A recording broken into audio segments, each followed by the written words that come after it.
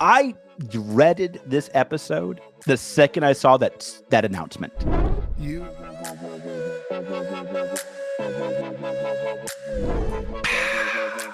Oh, good. You're drinking some V9. Whoa, whoa, whoa. Welcome to May the Zoo be with you, where Louis was once again late. This is part 51A. Louis is always late. I am joined by the man who thinks time revolves around him, Louis DeGeorge.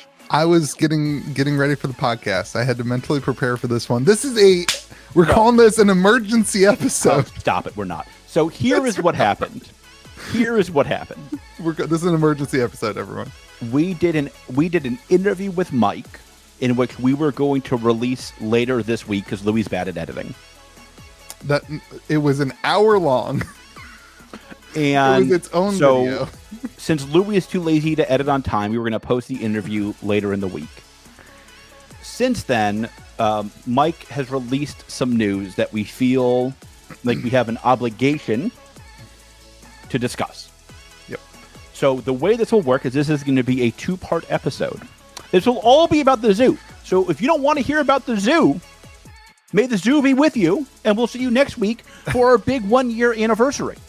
Which I think we're getting Mitch back, but we're getting James White, Mick, Rudy, Morrow, and Logan Paul, Professor, the Magic Historian, and Logan Paul, and Logan Paul and Jake Paul, the whole Paul family, and Kim Kardashian. Yeah, I'll take Kim. No, she's dead to me. Team Kanye. So next week's going to be a banger. Next week's going to be a total banger. It's going to be in a period of 7 days. You're going to have 3 episodes of May the Zoo be with you. Last week's episode, this episode, and next. It's like this is carrying your channel. Yeah, it's great. The views will be way up. Bingo. And so let's get into this. All right. So I'm going to paint the scene since you're so negative. Can we just share what it is? That's what I was about to do. Before Okay, I thought you were going to flood it. Go ahead. All right, go ahead. Metazoo announced that they're going to be having a retailer kit that you can purchase to host in-store events. Let me go over what's in the kit. Let me go over what we talked to Mike about and what our thoughts are on this. So your LGS kit includes 2 Cryptid Nation 2nd edition boxes, 2 Wilderness boxes, a Cryptid Nation 2nd theme deck bundle, Wilderness theme deck bundle, 10 set release decks from 2nd edition, 10 Wilderness release decks. That's all the normie product. That's all the normie product. Then we get into the LGS exclusives. You get 10 LGS exclusive playmats, 6 window clings, which I don't get, but that's okay. An LGS exclusive stand and 25 exclusive stickers, which I like, and 25 exclusive promo cards stamped. Cool. LGS exclusive. Great kit. There's great things in that. Seems like a fantastic kit. So let me say, I don't like this at all. This is a $1,000 kit, which is about hold on, boo-boo. You're so bad at content. I'm great at content. Listen, when this came out, I was like, oh my gosh, this is amazing. $1,000 is a placeholder price, and it even says. I said that. We were on the phone, and you said it's $1,000, and I said that's got to be a placeholder price. It even says, read this form, fill out this form, and read this form first before purchasing. So my dumb butt got all the way through the form and sent Mike a message. Was like, hey, where's the discount code? Yeah, there's no discount code. It's $1,000. This is $1,000 kit. Okay. I reached out to Mike and expressed my disappointment. And I've done this before with Mike on some topics. Yeah. One of the people oh, you're so much nicer than Metazoo. I'm like, Metazoo and I have an open dialogue. Right. If I disagree with something, I can talk to him. He can change my view. I can change his view. We can meet in the middle. He's a friend. He's still a friend. Hopefully that's true after this episode. Find out next week. I still love you, Mike. This is just a misstep, in my opinion. I reached out to him and was like, whoa, buddy.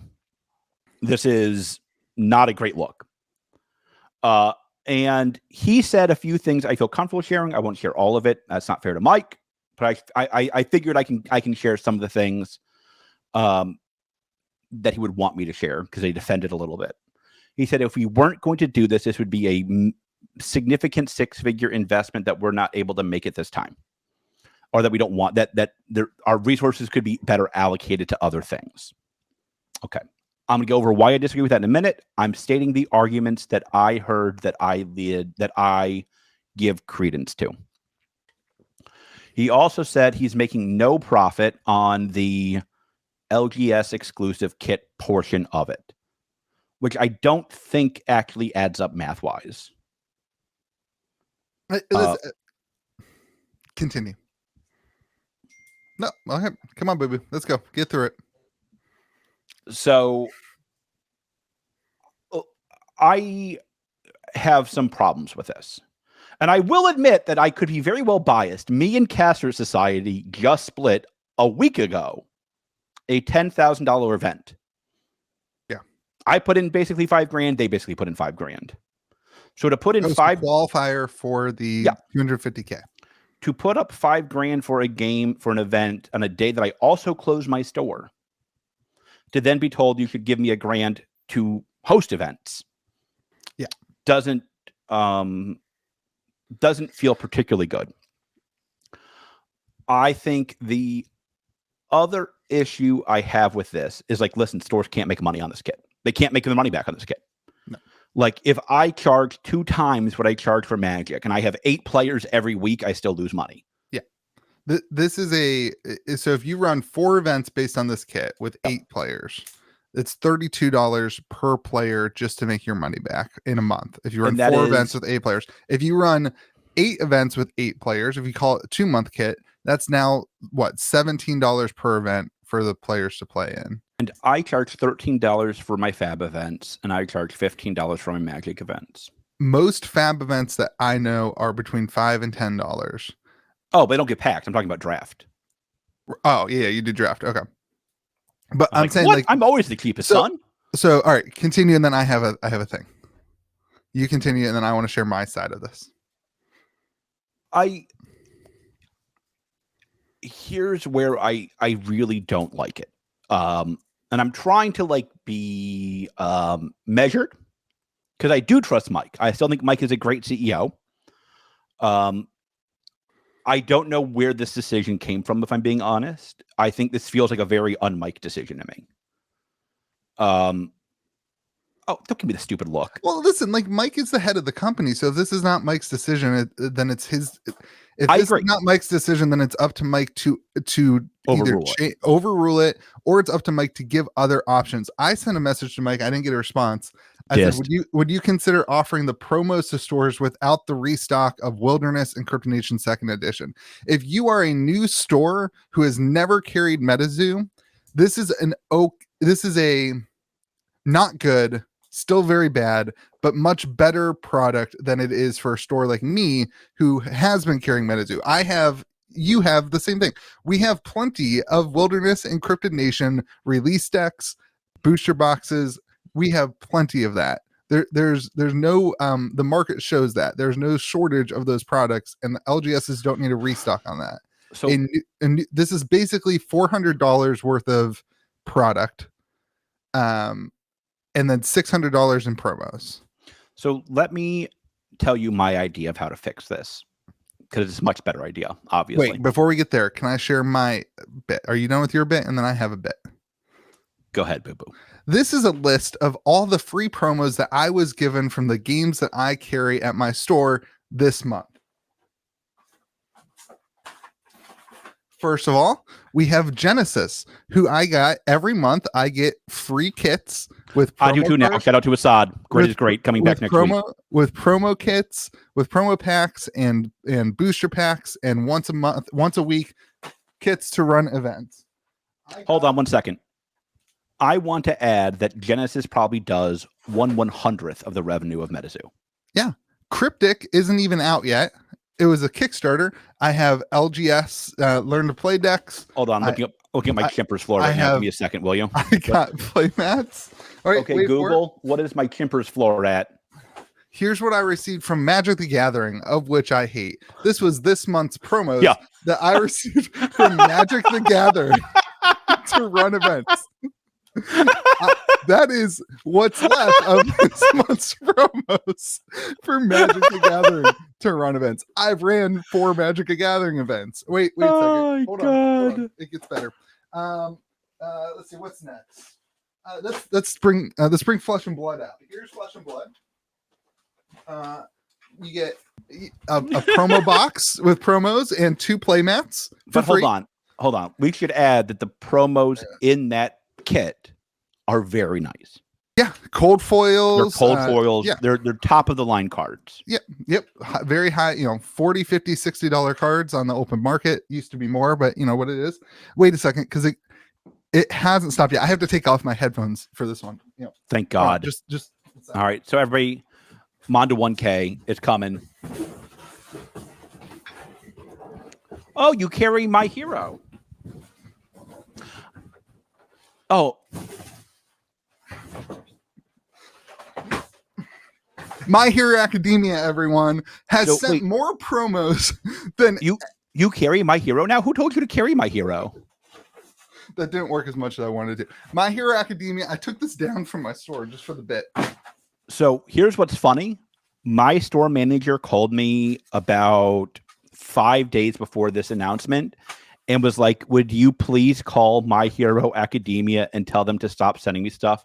We have no more room for stuff." They send you table charts. They send you promo packs.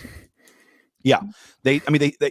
I will bet you I got 400 packs. Now, not included here. And hold on. And Louis, and this is very important because this is something I think people mess up. I'm not done. Oh my God. Not included here is also free Metazoo product that I've already given to the players. I think 4 boxes and 8 pre-release decks. So like things that have been free, things that have been, if you've been running events, you've been getting promos, or not promos, you've been getting boxes.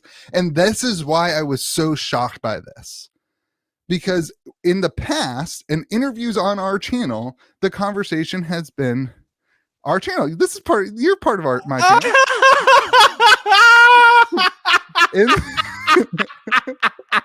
In the past, notice he didn't say our podcast, which is a nonsense he usually tries to use. He knows what carries the channel. On our channel, Interviews with Mike, there has been conversations of promos, and never was it, hey, we're going to sell a kit for $1,000 to you. It was never, I guess he never came out and said it's going to be free, but I believe never it was considered you'd charge for it. I believe it was, I guess it was implied that it would be industry standard at least.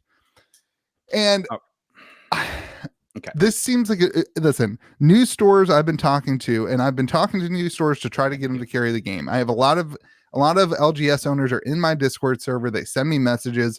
A lot of them are very negative about MetaZoo, and I defend it and I share with it, and I share my experience has been incredibly positive with MetaZoo.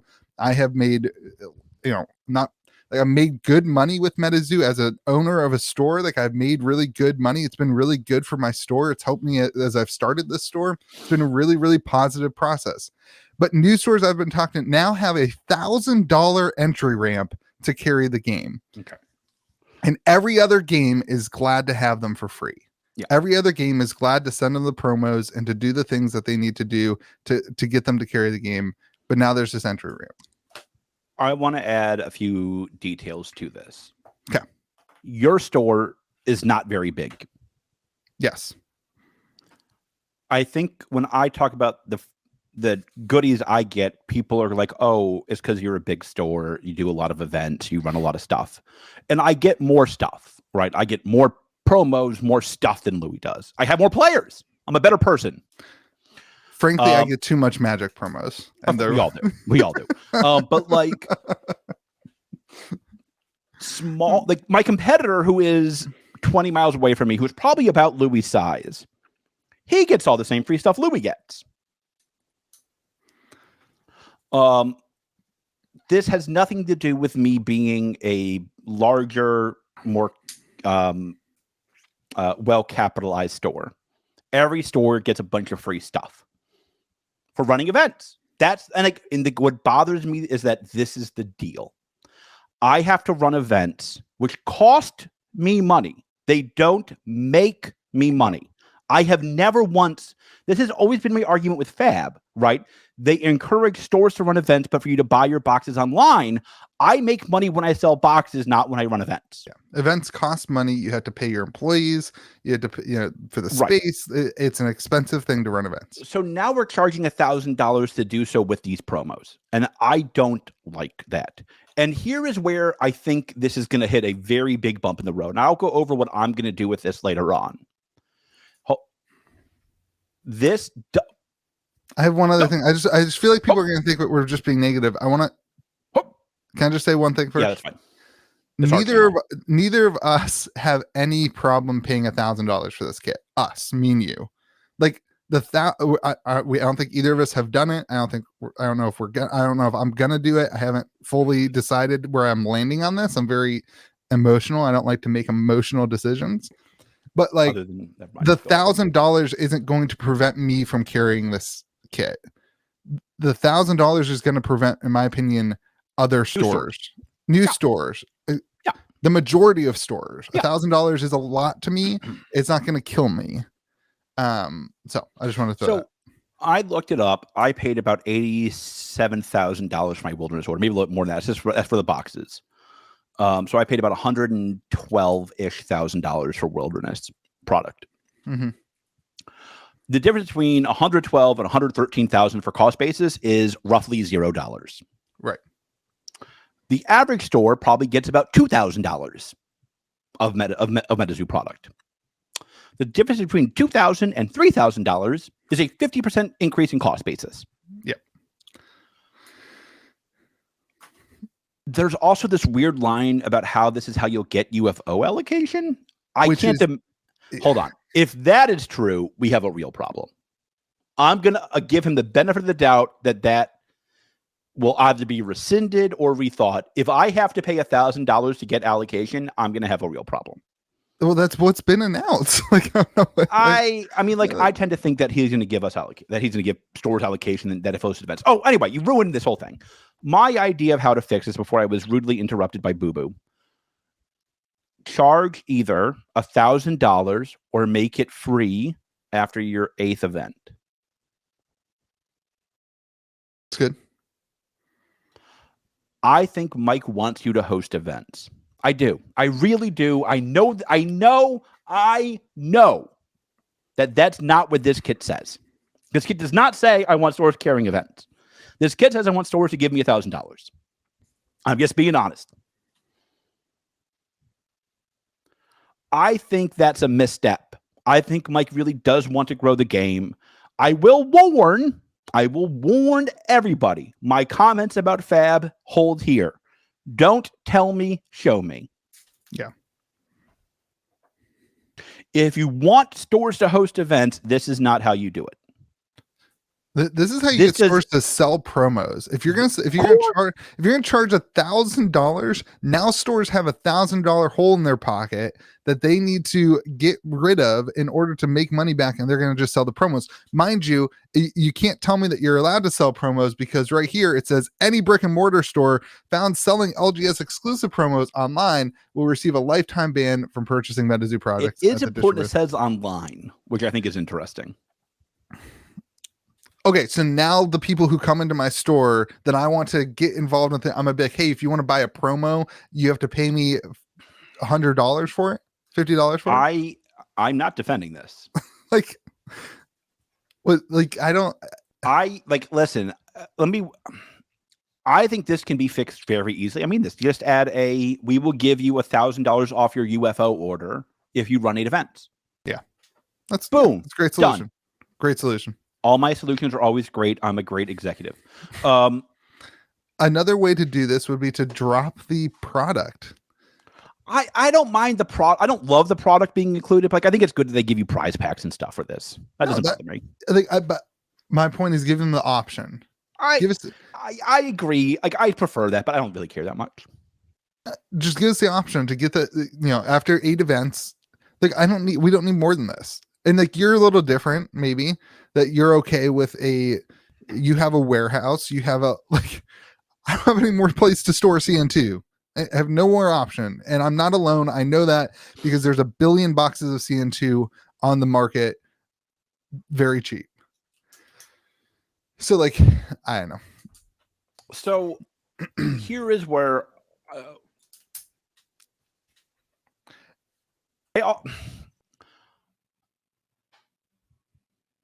I believe I was the first one to really predict the meteoric rise of Metazoo on our 3rd episode. Nobody could see it coming. Clearly somebody did, because I predicted the meteoric rise. This does not change that yet. Like, Rudy and I both agree that like Metazoo's handled the recession better than others. And I think that's because of 2 things. It's because of Mike, and it's because of IP. I do think they need to rethink this, because they need to have a firm base of stores and players in order to get to the next level. It is going to be a lot easier to have a successful show in video game if you're in 5,000 stores than 100 stores. And this will serve as, in my opinion, it will serve as a very significant barrier of entry to new stores carrying Metazoo. And I think that will harm the long-term growth of the IP and the game. Yeah. And I say this, and I mean this, and I think you all know this. I say this as one of Metazoo's biggest fans. Yeah. I dreaded this episode the second I saw that announcement. Our private conversations this week have been not, I don't want to use the words, for me, shocking. Even in our private conversations, as I've had some things to say over the last couple months, we've had very good dialogue where you've been like, you've helped me see some other sides of stuff as a CEO, as a business owner, that maybe I didn't see because I'm not that CEO business minded. But in the last 3 days, the conversations have been much more animated, and that's been shocking for me to see. Here's my problem. I'm gonna get into this. I wasn't getting into this, but I will. Okay. Here is my problem. The least hot product in Wilderness is what your LGS carries. The least hot product in Nightfall is what your LGS carries. Yep. Boxes, theme decks, release kits. Like, I sell those, but I sell those because I have customers that love me, that want to come to support me, that want to support Metazoo. They want to do those things. I host events. I do those things. That's how you sell decks. That's always been how you sell decks. Yeah. Always. No problem with that. No problem with that. But like, you know how it's a lot easier selling fan blister packs? You know what's a lot easier? Yeah. Selling Magic Cast boxes. You know what's a lot easier? Selling Revive boxes. Yeah. Guess what this does not give you access to? Any of that. You want to be a lot easier? The mini set that comes out in June. Yeah. This does not give your LGS that. No. I have defended on this podcast, and I will still defend, that I think there is room for DTC in Metazoo's empire. Yeah. I defended the Walmart boxes, Target boxes. Consumer. For people if you don't know that, go watch Louis' competitors, because you're not smart enough to handle this podcast. Shout out to I don't compete. I just enjoy. I defended I said Walmart boxes, Target boxes, GameStop. I think those are all good for the longevity of the game. Yeah. I do. I still do. But I think this is becoming a problem. Yeah. I think we need to revisit the relationship with LGSs. This is a stern decision that the relationship with LGSs is not healthy. And in my opinion, this announcement and this decision, we talk about showing rather than saying, shows that there's not a real interest in being in a large number of LGSs.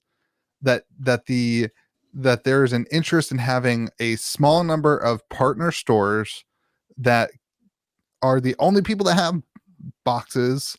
And like, I don't see how this scales. This does not scale to the wide. It can't scale. It can't. It's not possible. How many LGSs do you know of can drop $1,000 for product that they will then have to use to hold events with?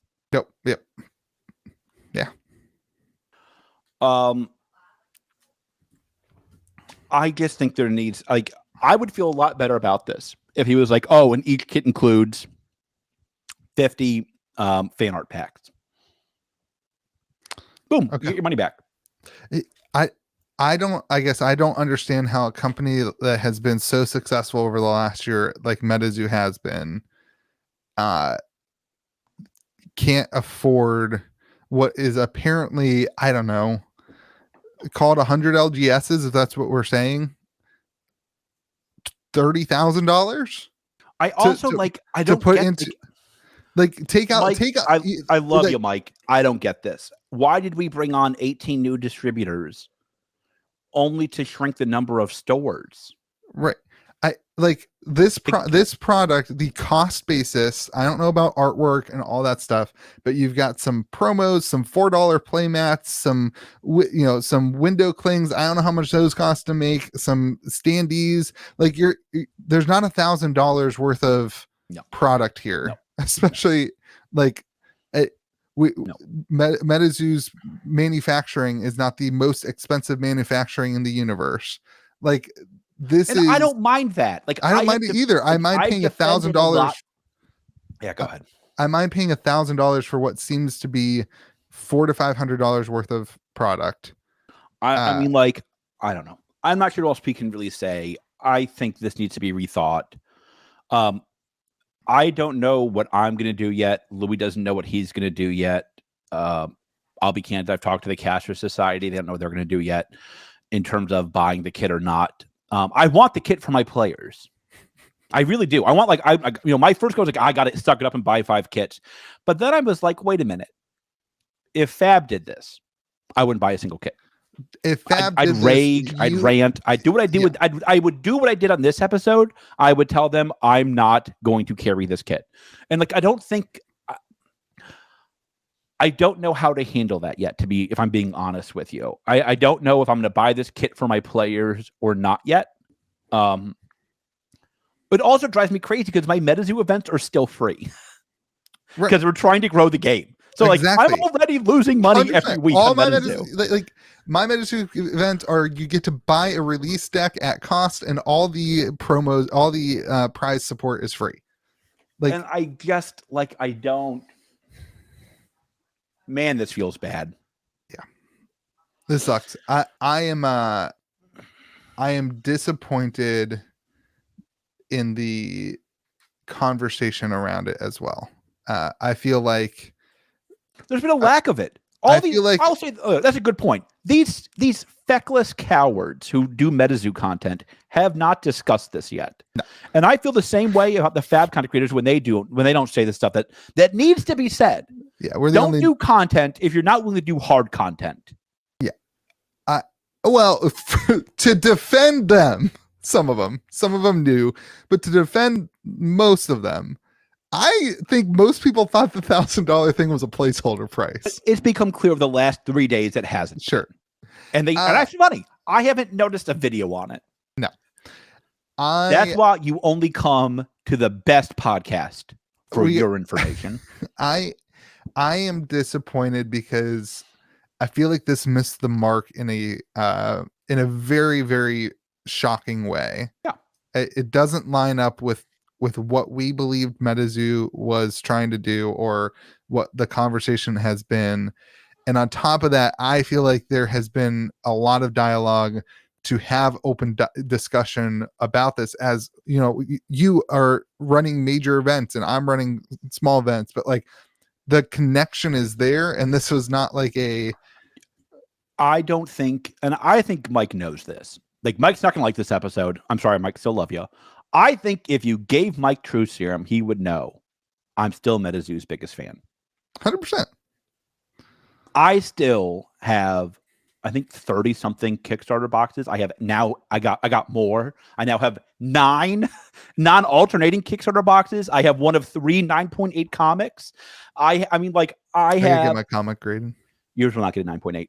I have my PSA. I got roasted. Everyone, there's a PSA video coming this week. I got roasted. Don't put your garbage videos on my podcast. Our I podcast. don't think you'd find a bigger Metazoo fan than I am. Definitely. But I think part of being a true friend, and I mean this, is saying where things go wrong. Yep. It doesn't mean I don't think I've ever attacked James White personally. I know I've never attacked Mike personally. Yeah. They both run multi-million-dollar businesses. They're fair game. I'm allowed to discuss their business, and if they don't think so, that's on them. I'm not worried about that. I'm not worried about this at all. I mean, like, that's not my channel. So, like, Mike, kick Louis out of the content creator program. Do it. Us out of the content creator program. No, just leave me in, Mike. I hated today's video. Yeah. All right. I was not looking forward to this, but I mean this. I don't think it's fair to my viewers, since you're all here for me. I don't think it's fair to my viewers to not discuss something as important as this. If that means that, like, I'll be candid. If that means Metazoo doesn't love me anymore, that's all right. I still have Ollie. You still have My Hero Academia. Next week, what's wrong with My Hero Academia? You heard it here first. It's back to our 1-year anniversary. I've never played My Hero. I played it. We did a pre-release, dude. People love it. It's good. It's the later fan. We don't need to get into it.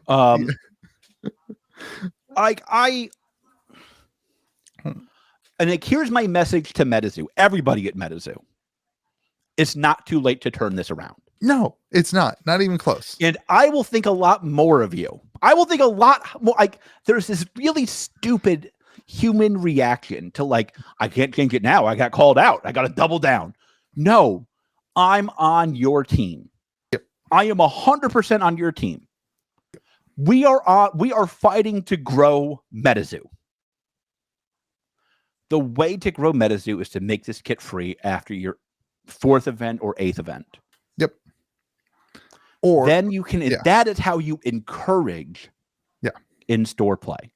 Yep. And like, I have always said this, like, Fab and Metazoo cannot coexist long term. I know you disagree because you're bad at content and bad at business.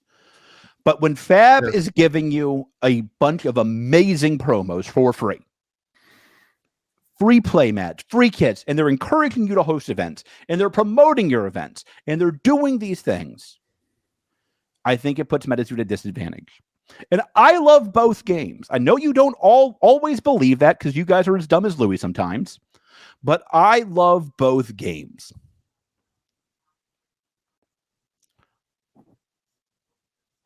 I am loyal to the LGSs, though. Yeah.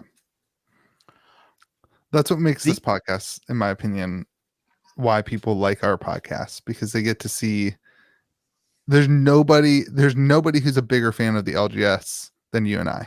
Well, here's the problem. Like, here's why. People always ask me why. Is it, LGS has died, it's an outdated model, and I agree with that. These LGSs, some of them have a lot to answer for. A box of Magic landed at a distributor, and according to leaked documents, is $20. That means they make $50 a box-ish from distributors, $45 a box-ish from distributors. Let's say it's now up to $25 landed. Yeah. They make a hell of a lot more per box than I do. Yeah. And the distributor makes more in the box than I do. Yep. So, like, part of it's like they blame the LGS, but I'm like, you jackweeds have all your money in my pocket. Right. If I was paying $35 for a box of Magic, my fat butt would be on a beach. Yeah. So, I think it's unfair sometimes, the blame LGSs get, because the model is broken. 100%. It's the distribution model that's broken, maybe not the LGS model. Yeah. And this does not solve that. And this makes it worse. And why? I mean this. Like, why aren't Magic Cast boxes going to stores? Yeah. Why aren't I had to order fan art blisters from the website? Yeah. I had to buy $50,000 worth of Metazoo NFTs to be able to get fan art packs. I mean, like, I don't know, man. Like, I'm not going to rant anymore. Like, this has to be. There's ways to change this. I hope they do it, and I'll be rooting for them if they do. I don't know if I'm going to order a kit yet. I will promise you, I will make it public if I buy one or not, and I will explain my reasons why. Well, it's rough because if you don't buy a kit, you can't buy a UFO. Meeting the requirements to purchase this kit and purchasing it will put you on a list of approved LGSs that we hand to our distributors. This will be key to doing. This will be key to being eligible for allocation with our upcoming Somerset UFO. Please note, buying this kit does not allow you to set up an account / purchase from any of the distributors. You must do this yourself. So that's got to change. This is now. It's also gatekeeping. So what, 75, 100 LGSs are going to be carrying UFO if they buy $1,000 kit? I don't know. Anyway, let's wrap this up. We can hopefully get a change in this and talk about it next week on our celebration episode of 1 year. I'm glad we did this not on our 1 year. I'm glad we this is episode 51A, not 51-2 for you dodo birds. And now we are going to transition to an interview with Mike. Importantly, this interview happened before this information, or he would have been asked about it. Yes, 100%. That's why we did this. This is why we were very intentional, haters. This is why we were very intentional of talking about this before the interview with Mike, because we think it's that important. So, 250 hate. I'm just gonna shake. I don't know the rest of the words. Shake it off. 250K tournament. Mike talking about that. Hope you guys have a great day. Enjoy the episode. Let us know what you think in the comment section below. I'm sure it'll be fun. George, as always, it is not a pleasure. Thank you for coming on our channel. Sorry. Wait. May the zoo be with you. Thank you for coming on our channel. Thank me for coming on our channel? Mm-hmm. Oh, yeah, you're welcome. Listen, you're the sponsor of the channel. Just to min-max. Just to min-max. Just to me, too, because... yeah, that's more important.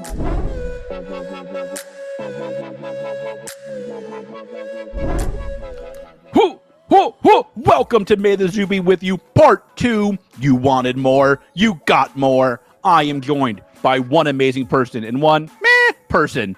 First, of course, is the man, the myth, the legend, the GOAT, Mike Waddell. Hey everyone, good to be back. It's been a while. It's been a few months. Too long, yeah, for sure. I agree. Yeah, thank you for having me. And I'm joined by the Dragonite King.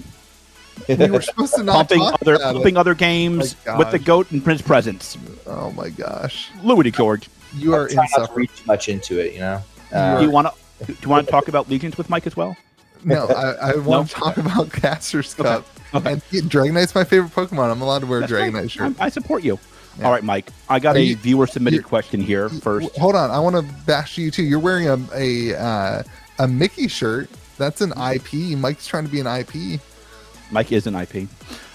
So here's the viewer submitted question here, Mike. Mike, over the last few months, you have made several amazing products. You have made bathing suits, bikinis, about 18 boxes, and a couple of amazing sets. When Hawaiian shirts? What a great question by a wonderful random viewer that cannot be named. They're actually coming. Yes! Yeah. Fat sizes, right? Yeah, so that I think that they start at a normal large, and that's like the small. Good. That's the best part about Hawaiian shirts. Fat people are like, what size are you? Extra small. They're like, really? I'm like, It's a Hawaiian shirt thing. You wouldn't understand. Oh, baby. Man. Are they any previews of the Hawaiian shirts? That's all people really care about, Mike. I'll be honest with you. No, but so the thing that the company that we're making the jerseys with, I think, is also going to be making these. Although we have been contacted by a Hawaiian company, if we really want to make them legit, we can. So yeah, we'll see. We'll see. It's on the arts docket, I think, week after next. George was supposed to wear the Metazoo bikini to this episode, but he wussed out. He wouldn't do it. I tried to get him to do it. I told you if you buy it, I'll wear it. Let me be very, very clear here. Like, that is not accurate. I have checked my mail today. The answer was very clear. Yeah. Hey, what can you say? I am body positive. Oh my gosh. I would pay. I think I would pay to see that. I think you could have paid $50 to see it. What do you mean you pay to see it? Then you wouldn't wear it. That's not true at all. Anyway, let's move on from trying. All right. So go. We got a lot going on. You got the Casters Cup coming up. $250,000 prize support.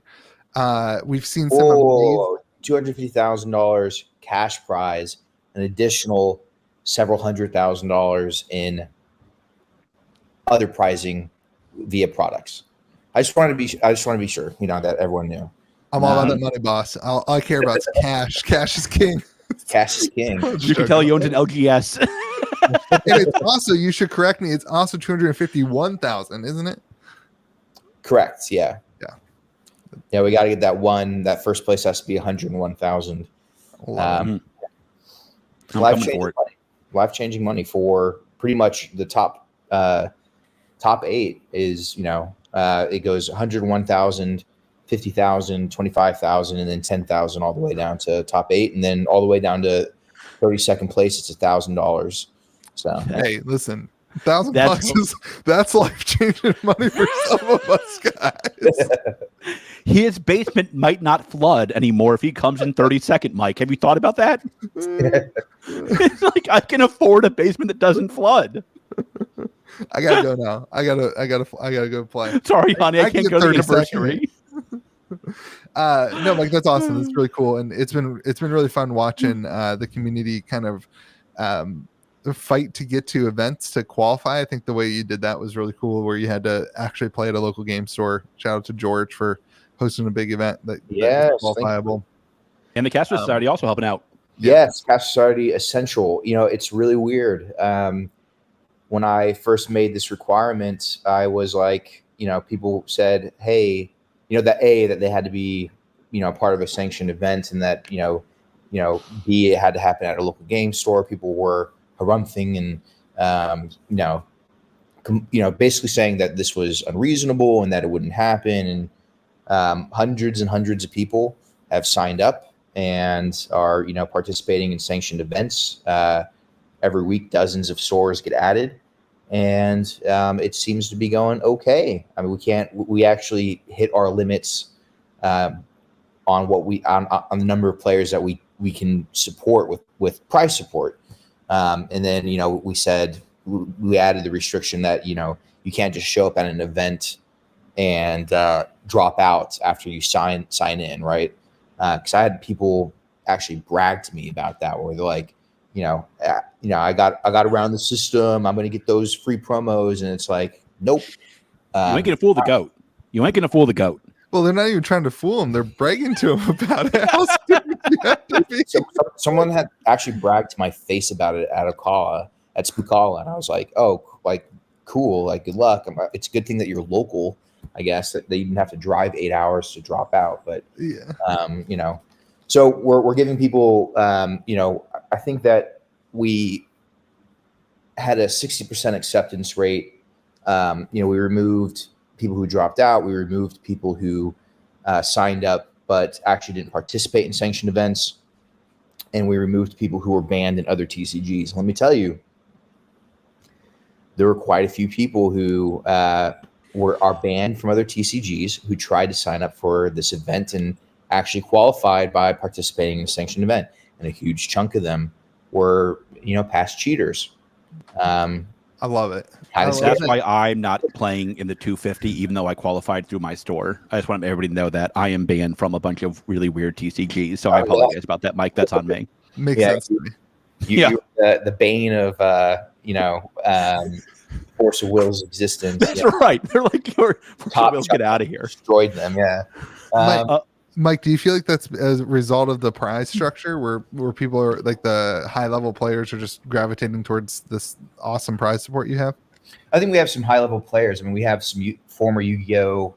Global champions, former Pokemon, I think national champions.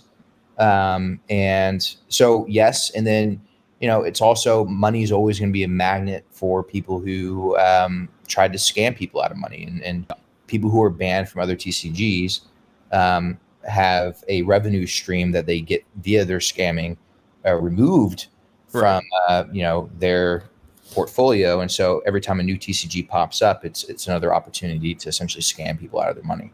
Yeah. And I love that announcement that you put out. That was like, we reserve the right to ban anybody based on other people's ban list. I thought that was really funny. I cannot tell you how many people, it's not like hundreds of people messaged me, but I would say about half a dozen people DM'd me within minutes of that, being like, that's BS. Like, you can't do that. And then of course, like, look, do you mind if I, like, what's your name? I can look you up. And then of course, every single one that reached out to complain was one of the people that was banned. So, gosh. So people are crazy, man. So that announcement came out during my event, and like, it was very funny because like it happens, and like you can see the relief on the Caster Society people's face, because like there were apparently some pretty bad apples who were trying to prepare for the event, and they had heard about through the grapevine, and so they were all like very relieved. And like, it's funny, like, it never hit me that like how many people are actually banned from these TCG events. But like, we've had some issues in like Fab with this. We've had we had one a couple weeks ago, like an overt cheater, an overt cheater on camera get kicked out in the championship game. And we're going to have, that shouldn't be allowed. It shouldn't be allowed. Shouldn't be allowed. And we're going to be looking very closely for that. And let me tell you, we're also, for all the top cut tables, I think there's 16 of them at great expense to the company. We're going to be filming them. And, kind of like, in soccer, if a decision needs to be made retrospectively about banning someone or disqualifying them, then we are going to do that. And as a result of that, prizing will have to be delayed as we review, because if someone walks out of there with a Kickstarter box and tens of thousands of dollars of product, and then we review and we see that they cheated their way there, then that's like, how do we recoup those losses? I like that. I mean, like, because like that was the big talk when the guy got busted on cheating in the finals, was like, how many more times did he cheat earlier that day to get to the final table? Right. Like, that's not the first time he cheated today. I will guarantee that. Yeah, he was too. It was too good. I like that a lot. That you're kind of taking that this is real money. Like $100,000's real money. It's using the internet too. It's using modern society to like come up with a solution to a problem. Like, why don't other games look at other people's ban lists and add? Like, it makes a ton of sense. And you could say that it's like DDoSing people and all that kind of stuff, or doxing, not DDoS, geez, doxing people, where it's like,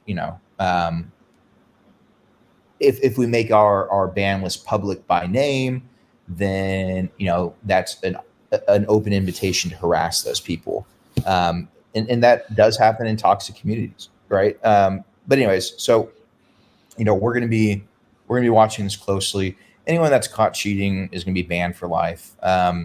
Anyone that's caught cheating, or anyone that's caught being like disrespectful or rude, banned for life. I mean, like, kind of like, I'm out.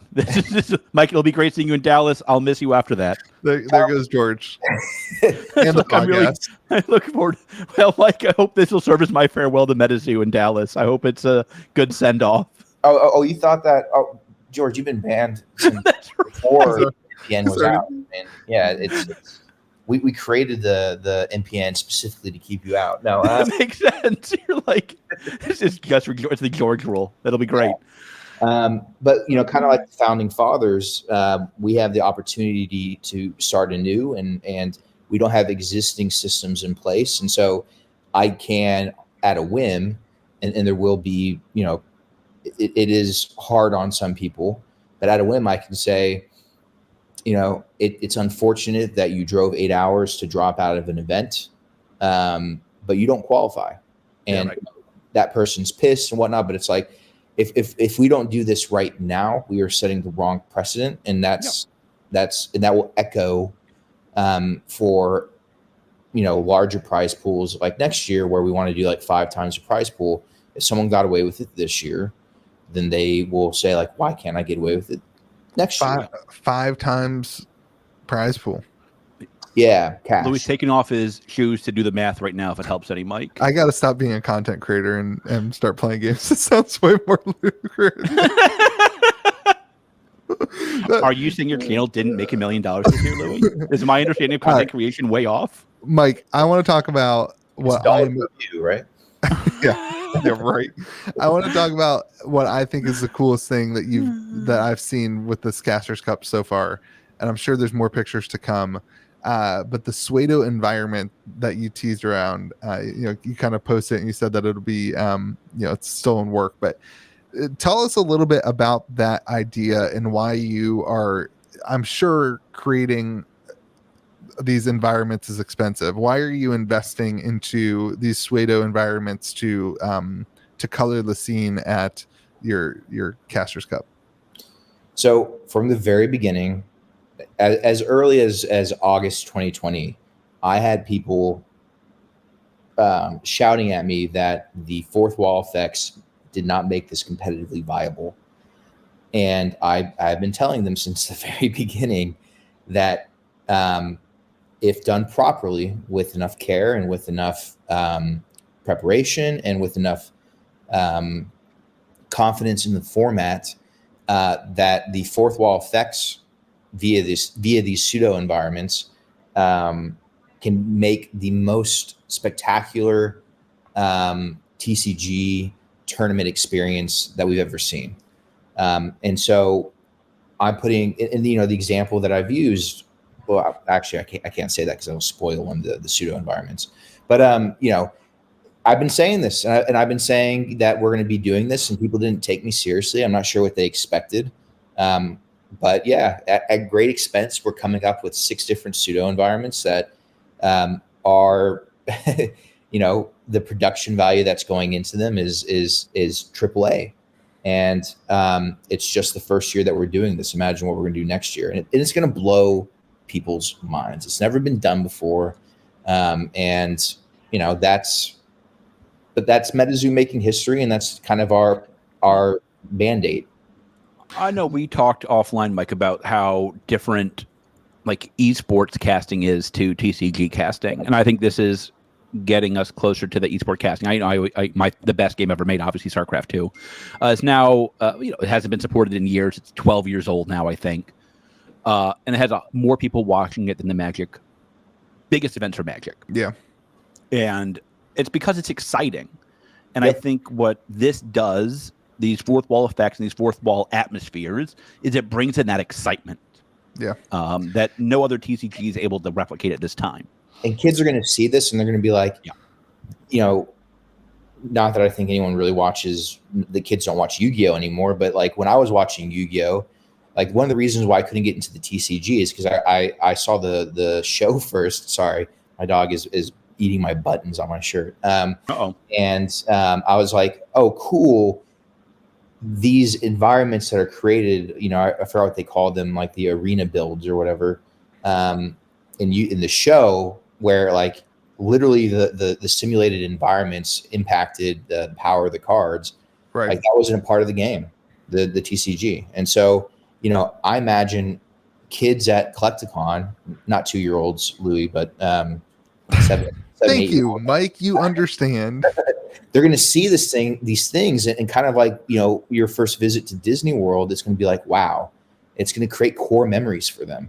And Metazoo is going to be responsible for that. And then next year we do it again, and we do it 5 times bigger every year. And then because there's so much money involved, even just in the prizing, you're going to see people who dedicate their lives and their careers to doing this. And it's not going to be something that they're going to be embarrassed to be photographed at, because it's going to be cool. Yeah. And so, other companies like, let's say the Cokes of the world, or the Pepsis of the world, or the Domino's of the world, or, the Coinbases of the world, if they're still around in next year, they will look at this and they're going to be like, there are teams, there's prize support. It looks cool as hell on camera. We want to sponsor this. And then that's how you turn an event like this into a money-making thing. And then, then it just snowballs from there. And it's like, why hasn't any TCG ever done this before? It's wild to me that things happening on a computer screen. Anyways, sorry. Well, I think a lot of it is like, you have a much bigger vision for what a TCG can be than a lot of other games. Because your goal is not, at least the way I understand it, it's not inherently to just be a TCG, right? It's to dominate the zeitgeist of America in some way, of the world in some ways. You think that's fair? I think that, someone posted a photo of the awful emoji. So from the card, the awful. Yeah. And it was on a coffee house chalkboard thing. And it's like, this coffee's awfully like good or something like that. And it's like, people are going to go in and they're going to be like, what is that thing? Like, what's the meaning of that? But I guess my point is it's already starting to impact culture in a way that's super interesting. And we are, as I call it, to investors, pre-IP. What that means is there's no book, there's no show, and there's no video game that's been released yet. And we are already in some way informing as you called it, the zeitgeist of American culture, even if in a small way. Imagine what this would look like in a year when there are trailers out for the show, the first book's already been published, and the video game is in alpha development and beta testing. Yeah. I have it in my cranes. I get my arcades, and people go nuts for it. I have Nightfall and Wilderness boxes in my cranes, and people go nuts for it. Huh. You're gonna have a lot more options very soon. Let me tell you, George. We'll talk about it offline. Now we're talking. But I think the other side of it is that's the macro, but at the micro level of people who are playing in the tournament and people who are watching the stream and whatever, it's so much more interesting to see these pseudo environments and to see the dynamics about the event than it is to be in like a white walled building, giant hall that's like not. It smells like farts and you're I go back to when I was a kid. Magic the Gathering was on ESPN, and it was exciting. Like, I remember. Is that true? Yeah, and I often go back on YouTube and watch the Magic the Gathering ESPN thing. And it was like exciting. They made it it's almost like you watch bowling. Have you ever watched bowling and been like, why am I watching this right now? And it's like exciting. You're like, I want to go bowling today. Like, if you can create that environment and that excitement, that has a widespread dynamic, and it brings TCGs back into the main media and the main. And I think that's a huge win. And make people. I think the game is one thing, but the environment that you play the game in is a whole nother. And if you can make that environment super fun, it's going to draw more and more people into the idea of coming to an event like this. So I think that's really cool. It's part of the lifestyle, right? Yeah. But we have to create the ecosystem first, and I'm doing my damnedest to do that.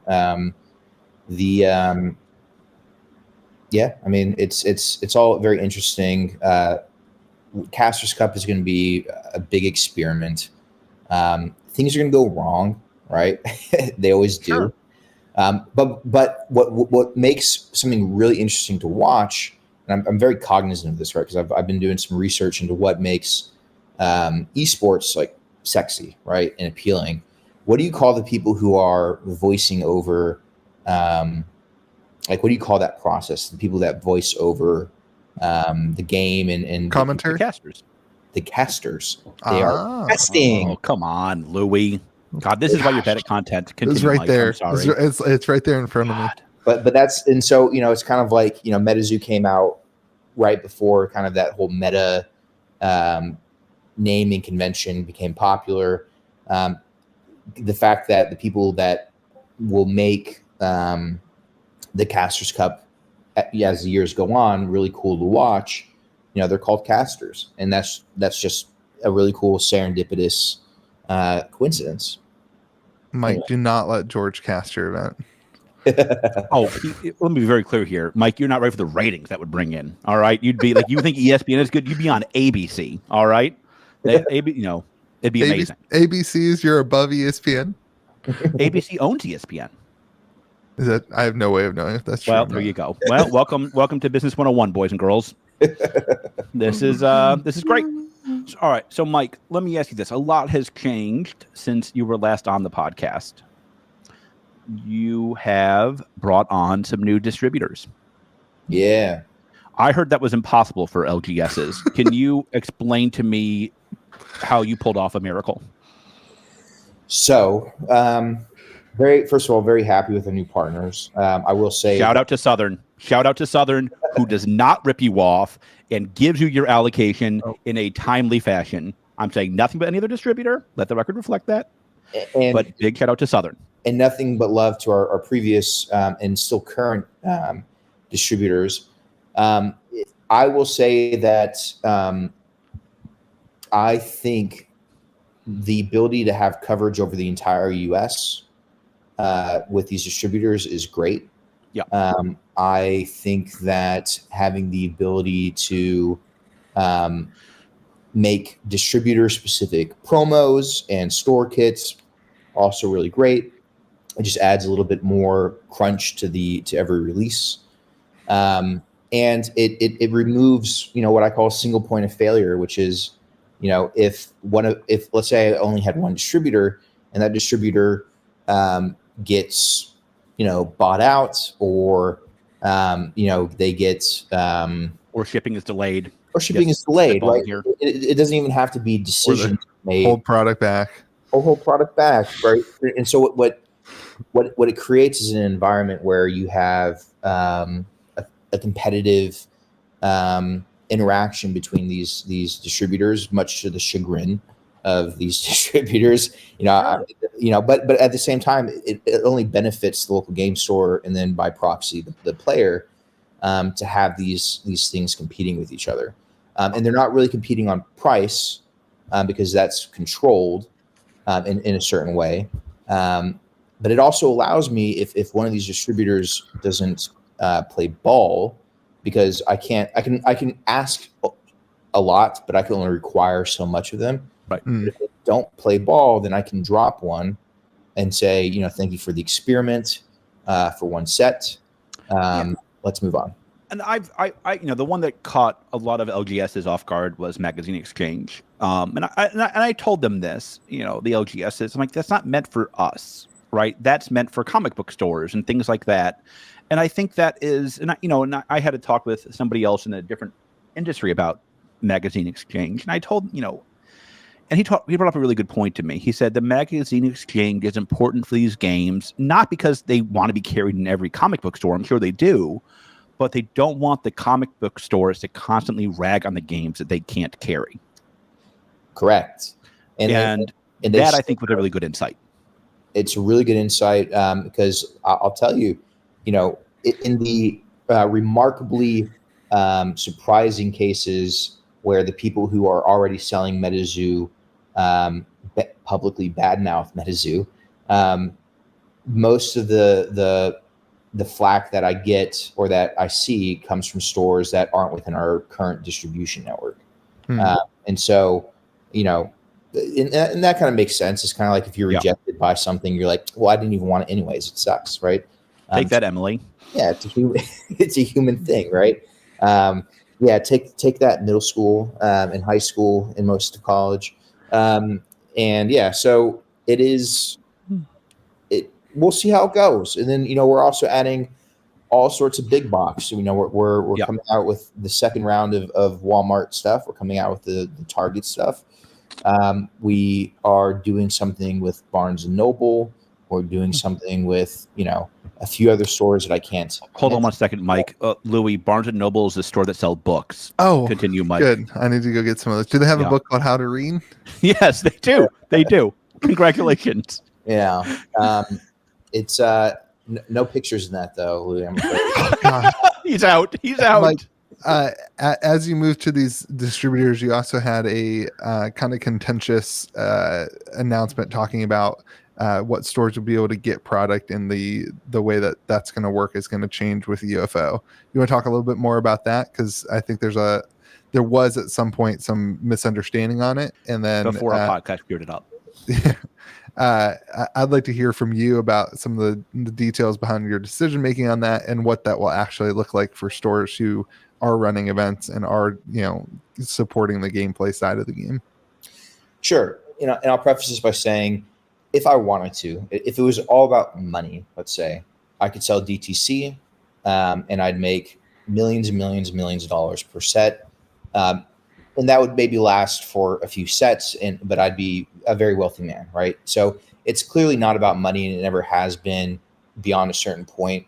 And certainly the decision to sell at a discount to a distributor who then sells at a discount, less so of a discount, but sell at a discount to MSRP to a local game store, is that a local game store at the end of this process does something for Metazoo. Yeah. If they don't, then why am I taking money out of my pocket and burning it?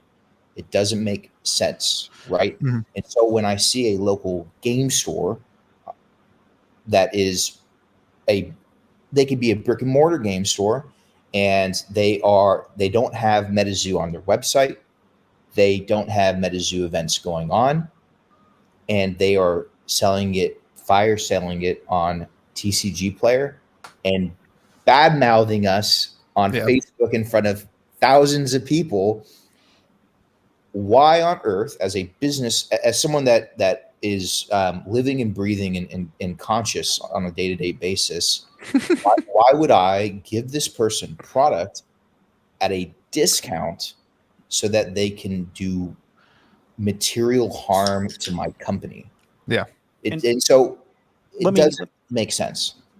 Let me clarify something here, Mike, as well. If a store reaches out to you and says, hey, Mike, I disagree with this decision of yours, but they still hold Metazoo events, and they still support Metazoo, and they still carry Metazoo, are they going to be cut off? Absolutely not. Good Lord. I mean, the whole point is, and this is naive of me, right? Where I've seen from people who I know have kids, people who I know have families, loving families. They are adults. Oftentimes they are in their 30s and 40s and sometimes 50s, who rather than come to me with a problem or use the extensive support network that all of our distributors have, they take it to Facebook, and they oftentimes attack me personally, or they try and sell the product, Metazoo product, while simultaneously bad mouthing it and saying, I don't think this is going to sell. Like, this is garbage. But please take it off my hands. And then when it doesn't sell, they're like, I told you so. And it's like, well, you can't really sell a product like that you're not marketing. So I guess my point is it's remarkable to see adults and store owners act this way. And especially people who I have given the right and privilege to kind of represent. They're supposed to be ambassadors of the brand in a way, right? Yeah. And at a certain point, and it doesn't really make sense to me, because at a certain point, yes, they're selling Metazoo product, but they bought that product, and so at that point, they're also selling their product, and so it doesn't make sense that they would badmouth. Anyways, it doesn't matter. So so that doesn't make sense. As a business owner, for me, I want the people who are selling my product at a discount, or rather, the people who I sell product to at a discount, they have to be doing something for Metazoo. Otherwise, that discount isn't justified. Sure. And that and the fact that I have to explain that is very odd.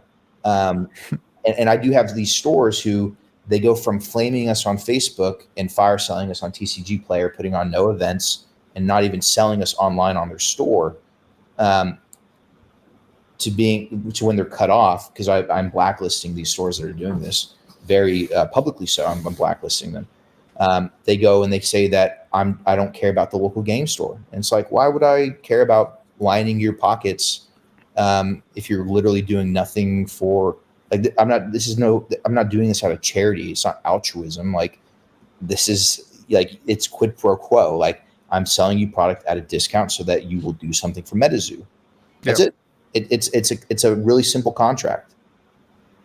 Yeah, and I think it plays into this goal that you have too of transitioning into doing these big events, and you need people playing the game at a local level in order to get to that, place where you have the volume at the big events and that kind of thing. And I think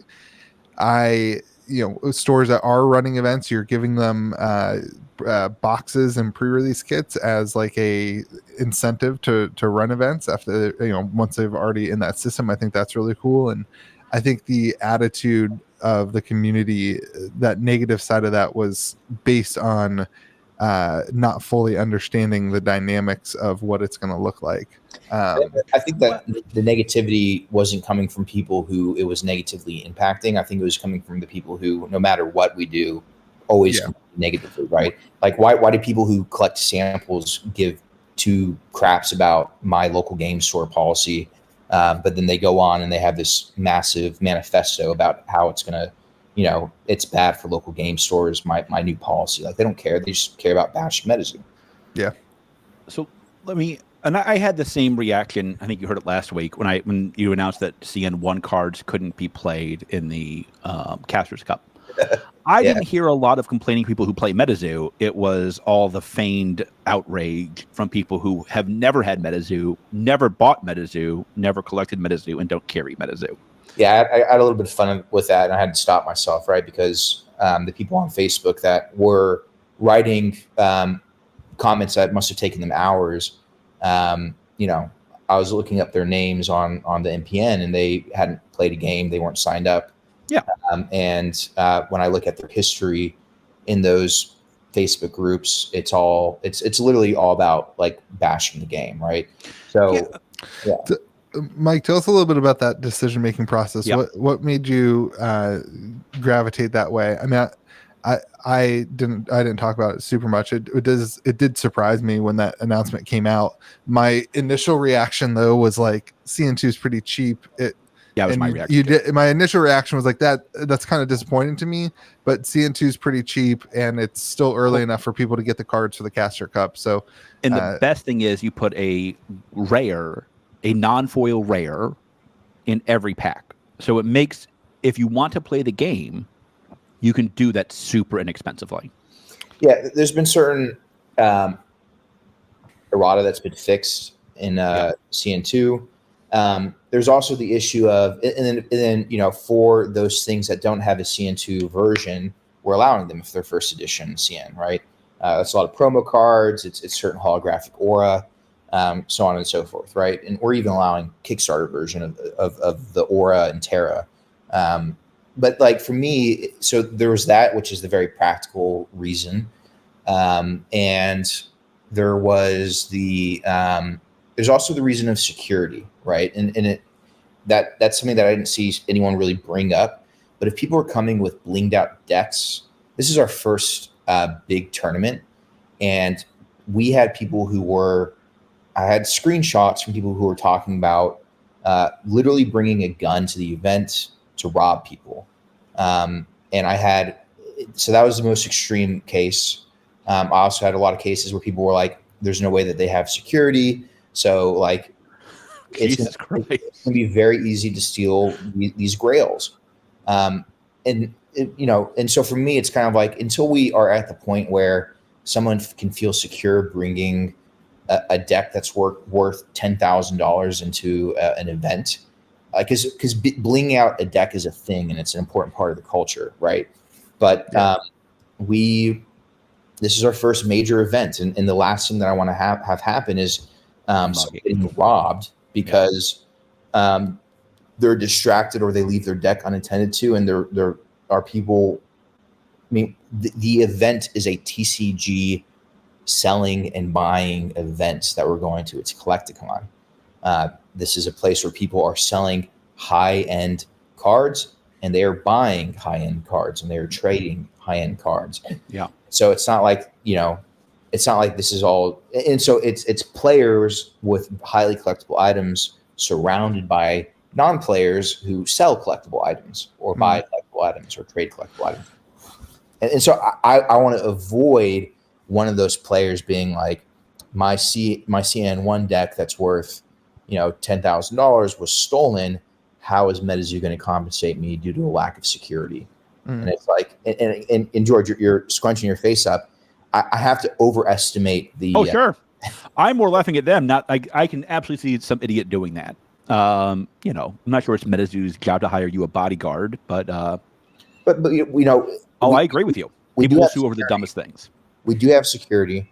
There will be metal detectors. Anyone that thinks that they can bring in a knife or gun, you're not going to be able to. You will be banned for life. If any of that stuff is happening, you'll be banned for life. If you are cheeky with what fourth wall items you bring in, you're not more clever than I am. I promise you, you're not going to get around it. I have a very important question here, Ben. Will a Buc-ee's wrapper off of their barbecue sandwich set off the metal detector, or do you think that will pass through? It's going to have Buc-ee's all over in his bag. Don't worry about the effect. Don't worry about his cards. They'll have barbecue sauce on them. Everyone, if you want to My steal cards something. will not be collectible after they're covered in Buc-ee's barbecue sauce. So I think that with tin foil that's like crunchy like that, it doesn't create the right type of eddy currents.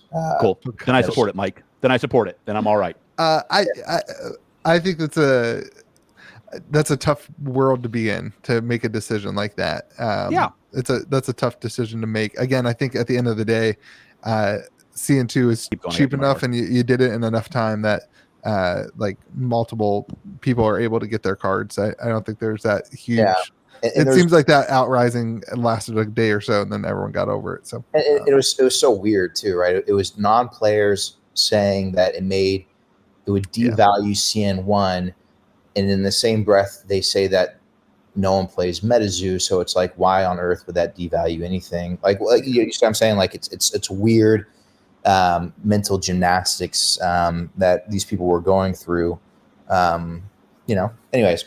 So for clarity, is that just for this event, or in the future will you be able to use CN1 cards at other events at some point whenever you get that security around?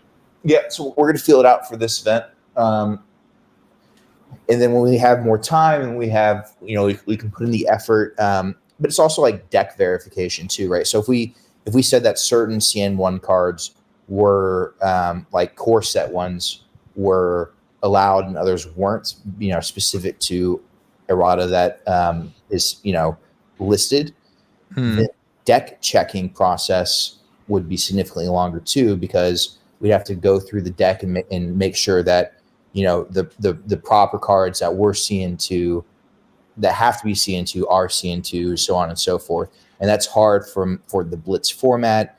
No one even thought, the easy answer that people came up with was like, oh, he's just trying to increase the value of CN2. And it's like, how is that going to do that with 300 players playing that most often that have every card in existence times 100? Yeah, most likely already have all the CN2 bulk that they need.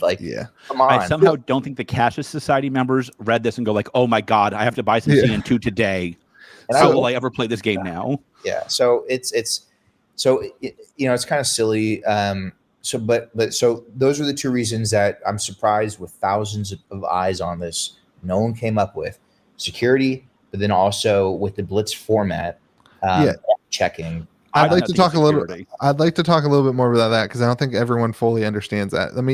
The Blitz format is that you walk into a room. Correct me if I'm wrong, Mike. Yeah. You walk into the room, and that's when you find out about the fourth wall effect, right? Yeah, and which one you're assigned to. And then you have a certain amount of time to build your deck to play in that part of the event. Is that correct?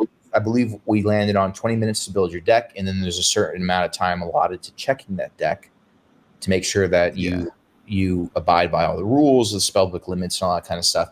And the idea of having to do that with certain CN1 core set cards being allowed and certain ones not, and having to be replaced by CN2, it would turn a 10-minute deck checking process into a 30-minute one. But the reason that that it matters with CN1 or CN2 cards is because there's been some erratas and changes made to cards in CN1 that are corrected verbiage, the way the card works, whatever, in CN2. So people are building their decks with CN1 cards. They might not even understand what the actual card does in that 20 minutes that they're rushing to build their deck if they don't have the erratas memorized. That makes a lot more sense when you understand what the format is and when you're talking about it than just kind of the blanket statement that people come up with.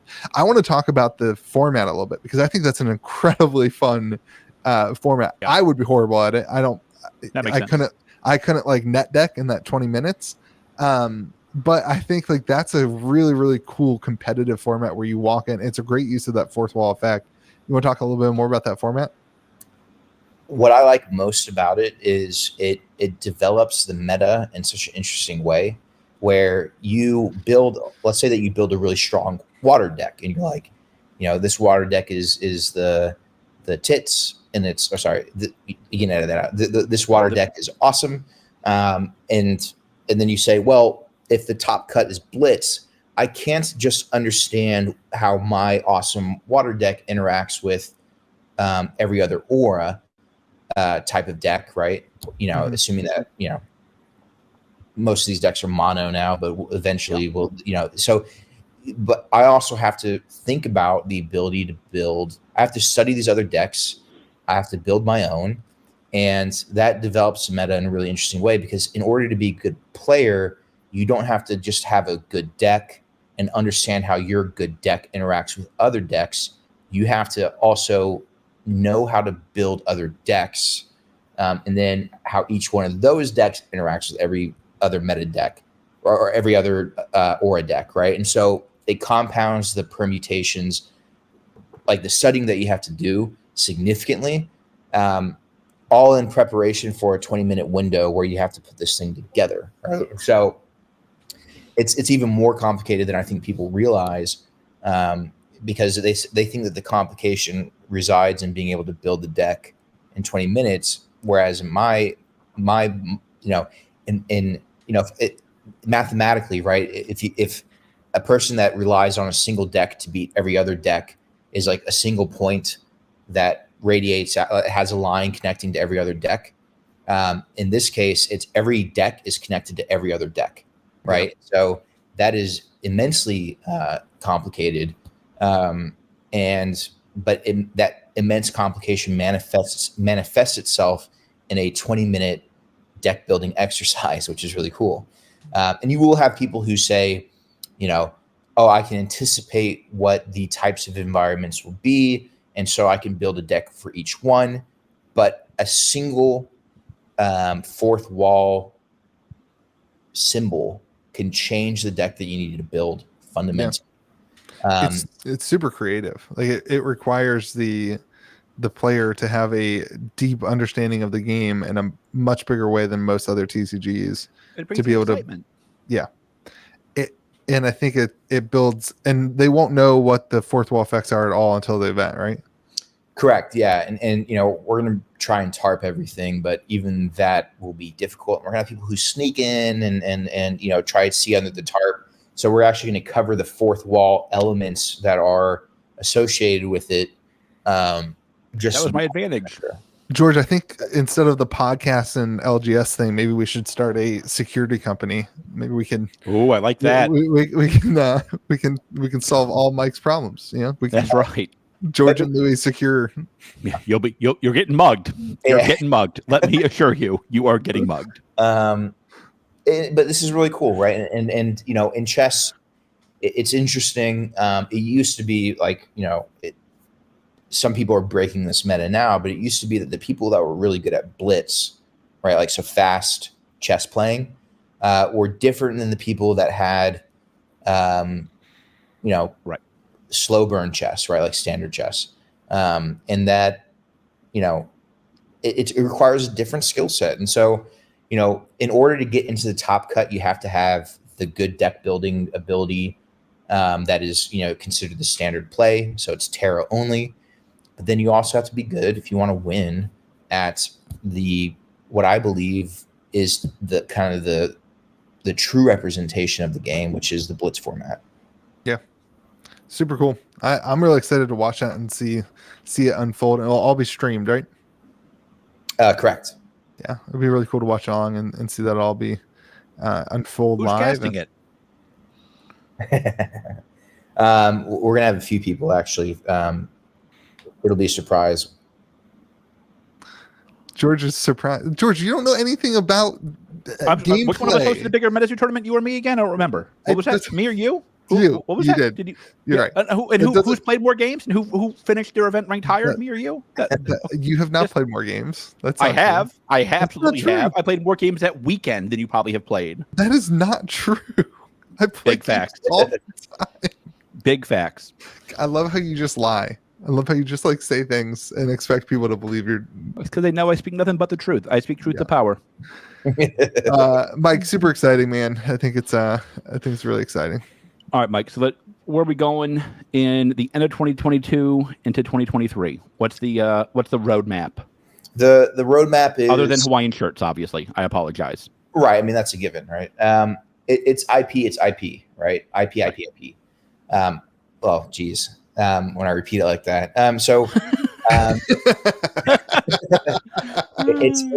the book, it's the first book, it's the show, it's the game, right? The video game. Yep.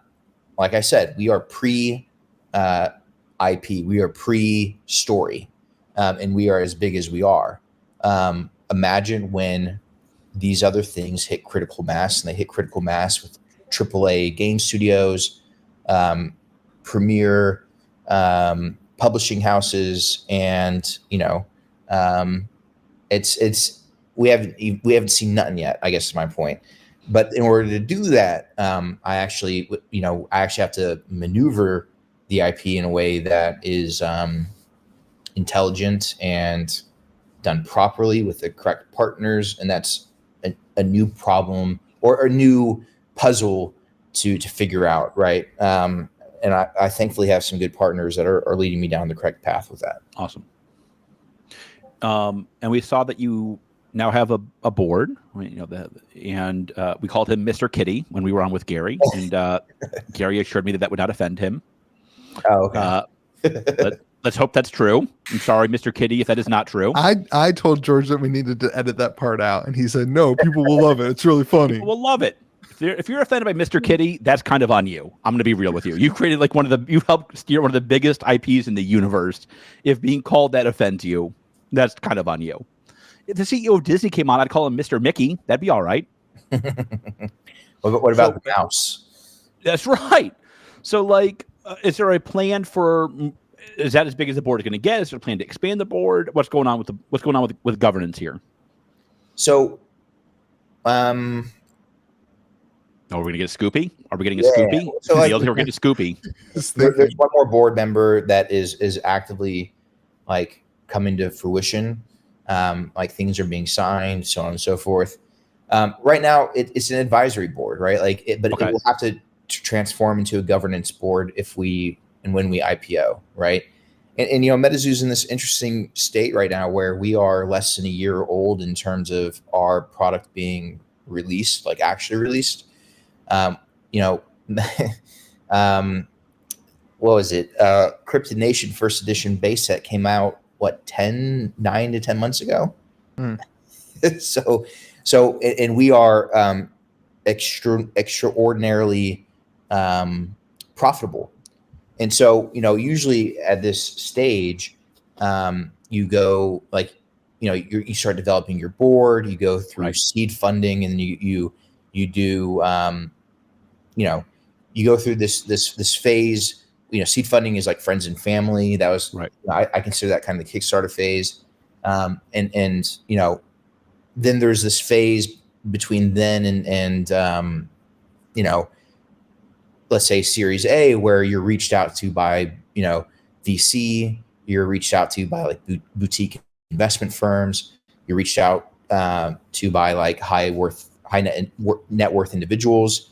And if those don't pan out, or if they, even if they do, maybe you move into a Series A, Series B, Series D, and God forbid Series D, and then you IPO, right? But Metazoo's weird, man. We're so young, but we're so profitable. We've been turning a profit for a long time. You don't need to dilute yet. We don't need to dilute. Like, we certainly, with the Series A through C, we certainly don't have to give away equity in order to create working capital. Right. But for people that want to buy equity in order to just participate in profit share, right? And that would be money that would go into my pocket.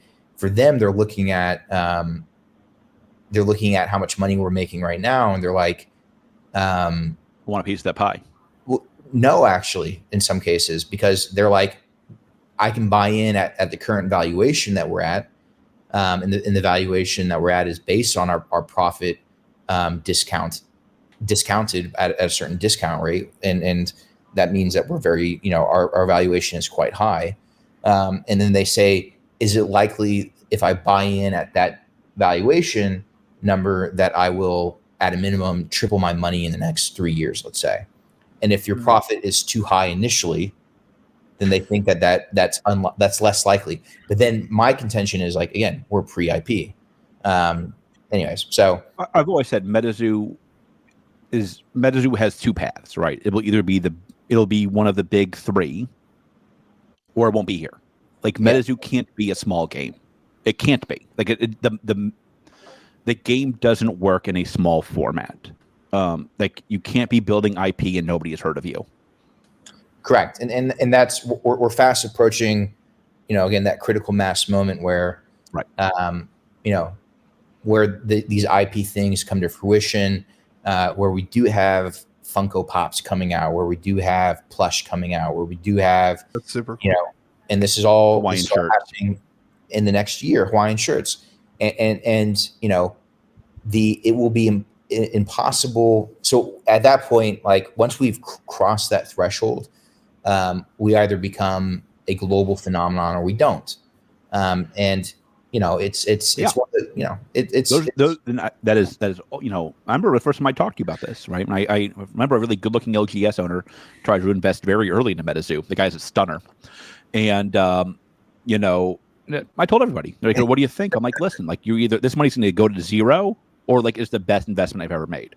And there's no in between.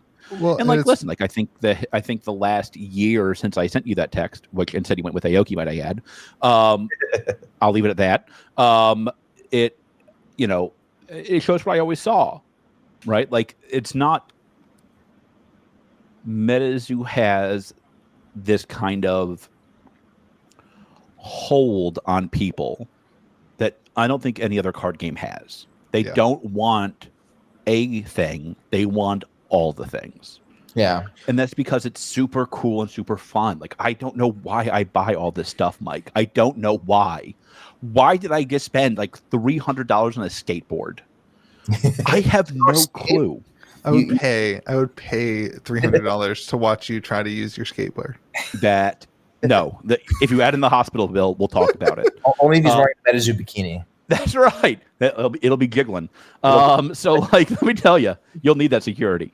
It's like Metazoo has this hold on people that I have not seen before. And in the VC space, like, because I'm talking to a lot of investors, I'm talking to a lot of VCs now. Yeah. And I'm talking to a lot of high net worth individuals, and Metazoo is, like, we're anomalous in the TCG space for sure, but we're also an anomaly in the startup space. Yeah. It is uncommon for very uncommon for a company with massive like logistical setup and physical product that creates inventory outstanding, all these other things that are associated with the Walmarts and Amazons of the world, and to be profitable within less than a year of and to have no debt. We have no debt either. And so it's so weird that it's kind of spooky in a way. But anyway, yeah, I mean, I do a lot of seed investing and Series A investing, and it's you very rarely see somebody turning a profit, even by Series A.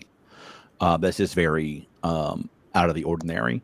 So let me ask you questions. If you don't want to answer it, you have no obligation to, and I'll make Louis edit it out for you. Louis loves editing for me. Do you have any thoughts on the AltaFox deal with Wizards of the Coast?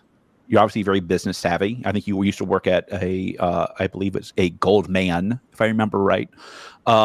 Silver Do Boy. you have any thoughts on AltaFox and WotC? And yeah, certainly edit this out, but I can talk to you guys about this. Then we'll talk about it later. Hold on. Then don't worry about it. I don't want to make Louis edit. Let's talk about it in Dallas. But I want to hear your thoughts on it. I thought of you. You're welcome, Louis. You're welcome. Then I don't have to edit. That's perfect.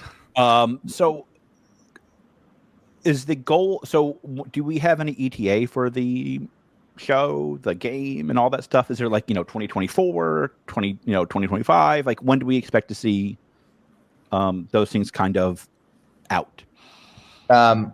So I'm finishing what's called the Story Bible, which is a detailed outline, this weekend, and sending it to the people that will most likely be our agents if we decide to partner with them, WME.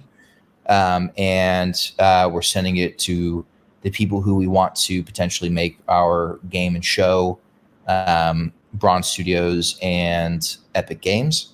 And we are, and then they can take that. Wait, is that confirmed? Epic Games?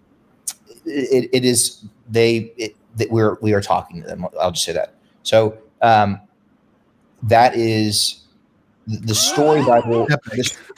The Story Bible can be used as the starting point as soon as early as this weekend or next week, I guess, to start storyboarding the game and the show, right? And then as they are doing that and they're talking back and forth with me, I will finish the book with an anticipated publication date of this fall. And so the idea is that by end of 2022, we have the first book published, and we have we have all of our partners secured and announced for the show and the video game. And knock on wood, we have at least a trailer or storyboard images that we can share with the public, and maybe even some alpha footage or gameplay of the video game. So not 2023, not 2024, 2025. The IP hook, which is the book, will be available within a few months. That's awesome. Wow. That's Epic huge Games. too. I mean, that'd be awesome. Flip. Yeah.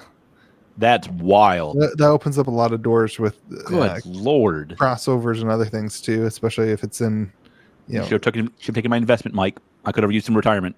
That's all I'm going to tell you. Now I got to do the stupid podcast to make ends. Yeah, you're really struggling, aren't you, George? I am. This is the. Wait, George, you're making money off the podcast?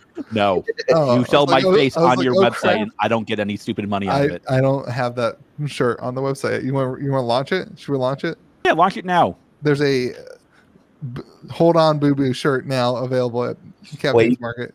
You guys aren't making money off this podcast. How am I going to get paid? That's right.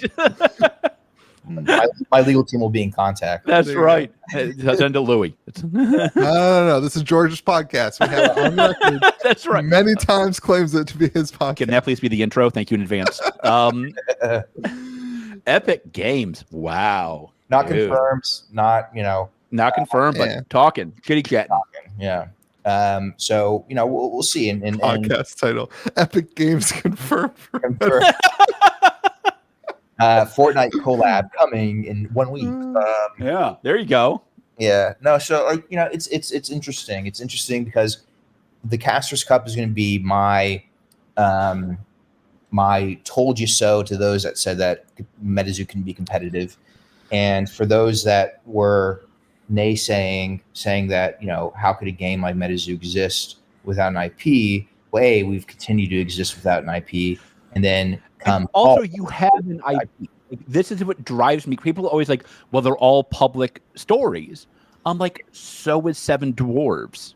Or yeah, so the entirety of Disney's core business is, like, yeah. The artist representation of these cryptids is the IP of Metazoo.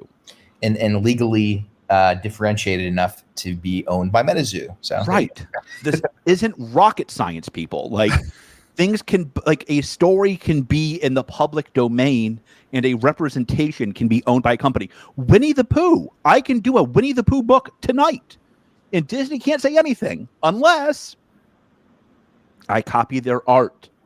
Yeah. And that's important because the representation matters. Right. And like, I don't get why it shows. It shows like people need to like really think through these kind of this kind of nonsense. Such a minority of the people talking about Metazoo. But I will say that I think that you're giving them less credit than they're due, George. I think that they do understand that. They're just they're just slinging mud. Yeah, such the majority of people who hear about Metazoo do not go that route. They don't go like that's not even a talking point for 99% of the people who think about or talk about Metazoo.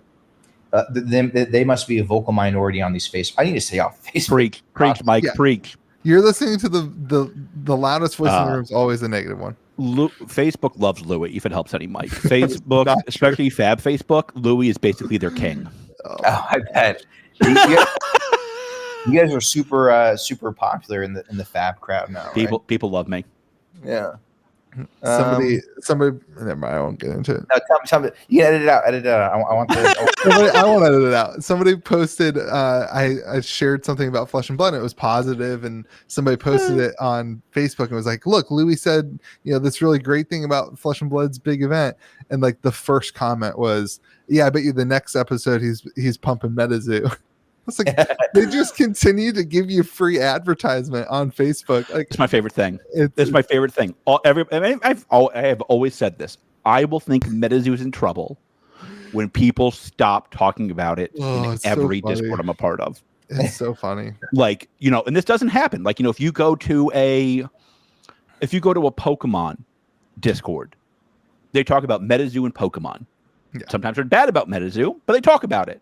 Yeah. They don't talk about these other games. Like, that's how Metazoo is kind of winning. It's like you just live in the haters' heads rent free all day long. It's what it is. It's your color scheme, Mike. It's the bright red and bright yellow. It just gets stuck in people's heads. Yeah, I'm waiting for McDonald's to come after me. Bucky's also red and yellow. Might I add? Mike. It's a perfect. You got the perfect color for the Burger King crossover. Yeah, no, screw that. When are we getting the Bucky's exclusive, Mike? Bucky, is it cryptid? If you have a contact there, I'd be all right. Bucky's, if you're listening to this, they are not. Reach out. Although, why does Bucky's not sponsor us? We talk about Bucky's all the time. There's a new Bucky's opened up in South Carolina. I'm going there soon.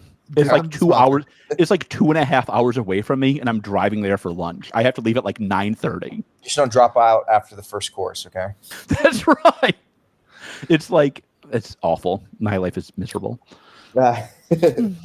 All right, everyone. We are an hour and 5 minutes in, so I feel like we should wrap up the episode, but we can hang out and chat afterwards. But Mike, anything else you want to say to the people before we wrap it up? Play Metazoo. Be nice to other players. Enjoy Dallas, even if you're not playing. It's going to be a lot of fun. Come to the Metazoo party on Friday night. Yeah, come to the Metazoo party on Friday nights. Sponsored by Castro Society. May the Zoo be with you. Mike will be there. I will be there. Gary will be there. I will be there will be security there, so I'll also be there. But there will be security. So just for anyone that's listening, going. Now I'm excited. Am I going to have to like? God, I'll tell this story. I hope George gets attacked by security. So I used to work in politics, and I worked for somebody who eventually got Secret Service. And I've known this guy for a decade and a half, and like it did not hit me how different my life would be when he got Secret Service. Because I start walking in the back, and I thought these dudes were going to put 50 rounds in me. I was like, okay, then. How are you today, sir? And it was cool eventually. Got a little pat down, a little frisky with me. That's all right. Nothing but love. Yeah. And then I could go see my friend who I've known for 15 years. Yeah. Is that how it's going to be when I see you this time, Mike? Yeah, I'm just imagining George showing up at this, the dude with the security clearance's house with like a jacket, a tie, and like no pants on, and like no. That's right. Were you there? Who is this? The bottom was the Metazoo bikini. He definitely had a Hawaiian shirt on. Oh yeah, Oh. with a tie though. With a tie. That's right. Got to look the part. That's how it's going to be when I see you this time. Like, I'm very excited to meet your security at detail now. I think the place just had, because I'm going to be in the VIP section because we're doing a little VIP thing. I think that's going to be the security. I would hope that they would have. I got your back, Mike. If anybody's there messing with you, just yell, Hawaiian shirt. I'll run. Yeah, well, you say that, but I'm going to show you some messages that I've gotten that might make you think twice about that. Never mind. It's been fun. Yeah. Hawaiian shirt. I'm running the other direction. Oh boy. It'll be fun. So yeah, it's going to be good. Like, so we can stop recording at any point because I want to talk to you guys about something. All right. Well, everyone, remember to be kind to the people around you, and may the zoo be with you. And also with you.